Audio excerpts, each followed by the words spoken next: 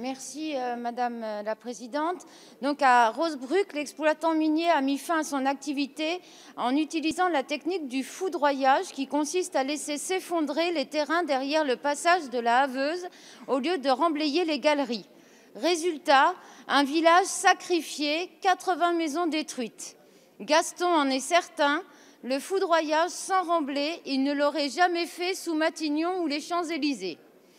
Tout le monde connaît les principes environnementaux intégrés dans la Charte constitutionnelle de l'environnement, le principe de prévention, le principe de précaution, le principe de réparation, le principe de participation et d'information. Pourtant, en matière d'après-mine, les dégâts et leurs victimes ne sont que très rarement reconnus.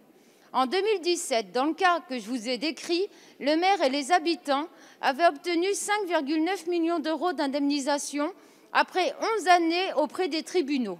Peine perdue, la société a fait appel alors même que les préjudices s'élèvent à près de 9 millions d'euros.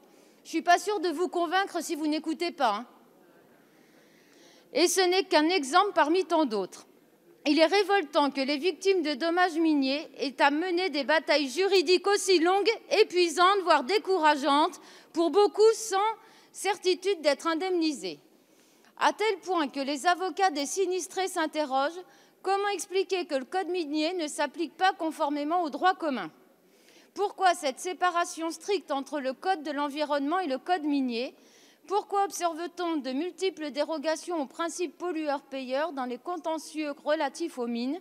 Nous parlons bien sûr au nom des territoires qui souffrent après que leur sous-sol ait été exploité, mais nous parlons aussi au nom de tous les futurs bassins miniers qui verront le jour. Effondrement, pollution des nappes phréatiques, remontées toxiques, ennoyage, affaissement sont autant de conséquences observables. L'état d'exception doit cesser en matière de mines. Par cet amendement, nous demandons à ce que les principes de la Charte de l'environnement intègrent de manière explicite le code minier. C'est une demande forte émanant notamment de tous les sinistrés représentés au sein du collectif de défense des communes minières. Merci de votre attention. Merci Madame.